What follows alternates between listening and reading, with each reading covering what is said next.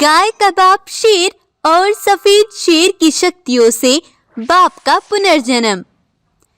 एक जंगल में एक शेर गुजर रहा था। उसका नाम भोलू था। चलते चलते शेर बहुत दूर पहुंच जाता है और रास्ता भटक जाता है। चलते चलते जंगल 3 रास्तों में बंट जाता है। भोलू शेर को समझ नहीं आ रहा था कि उसे कौन से रास्ते पर जाना है। तो चलिए देखते हैं आगे क्या होगा। इसके लिए आप इस वीडियो को अंत तक जरूर देखिए और हाँ, इस चैनल को सब्सक्राइब कर लें अच्छी और यूनिक स्टोरीज के लिए। ये है बब्बर शेर। बब्बर शेर बहुत ही ईमानदार और शांत स्वभाव का था। बब्बर शेर का एक बेटा है, भोलू शेर। भोलू शेर भी अपने पिता की तरह है। उसका व्यवहार भी अच्छा और सबके साथ मिलने जुलने वाला है। ये सबकी मदद करता है। एक बार भोलू शेर जंगल में घूम रहा था। रास्ते में उसे एक गाय का बच्चा दिखता है। वो बहुत रो रहा था।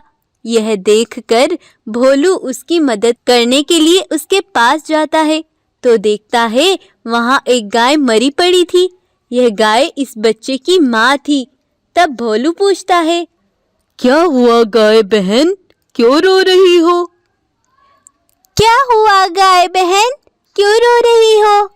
तब वह गाय का बच्चा रोते हुए भोलू को बोलता है, मेरी माँ मुझे छोड़कर चली गई। मेरी माँ को एक बाघ ने मार डाला। अब मैं बिल्कुल अकेली हो गई हूँ। नहीं बहन, रो नहीं, तुम मेरे साथ चलो। मेरे पिताजी बहुत अच्छे हैं। वो तुम्हारा बहुत ख्याल रखेंगे और तुम मेरे साथ ही रहना।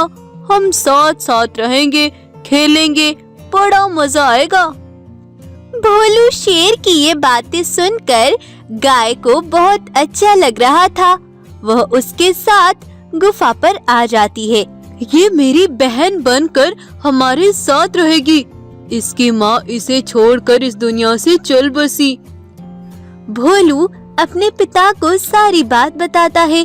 बब्बर शेर यह सब सुनकर बड़ा दुखी होता है और उसे एक बेटी की तरह पालता है और उसे रानी नाम देता है।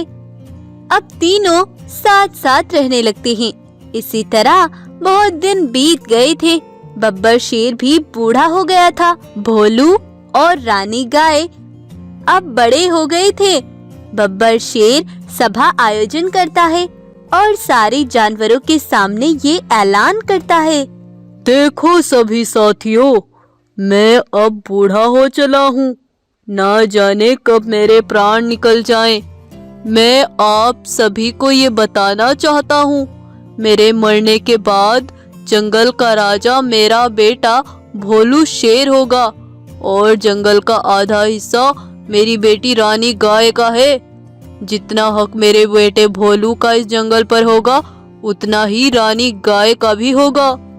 दोनों का हिस्सा बराबर है और रानी बेटा, तुम भी हमेशा भोलू के साथ ही रहना।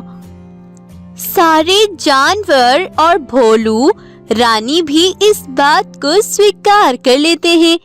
अगले दिन बब्बर शेर की तबीयत अचानक खराब हो जाती है और थोड़ी ही देर में बब्बर शेर की मृत्यु हो जाती है। यह देखकर भोलू बहुत दुखी होता है। अगले दिन भोलू गुफा पर बिल्कुल अकेला था। वो बहुत दुखी मन से अपने पिता को याद कर रहा था। तभी रानी गाय एक बाघ के साथ गुफा की तरफ आ रही थी। दोनों को साथ आता देख भोलू शेर चौंक जाता है और सोचने लगता है, अरे ये क्या, ये रानी बहन इस बाघ को अपने साथ यहाँ क्यों ला रही है? ये तो इसकी माँ का कातिल है। इस बाघ ने ही तो इसकी माँ को मारा था।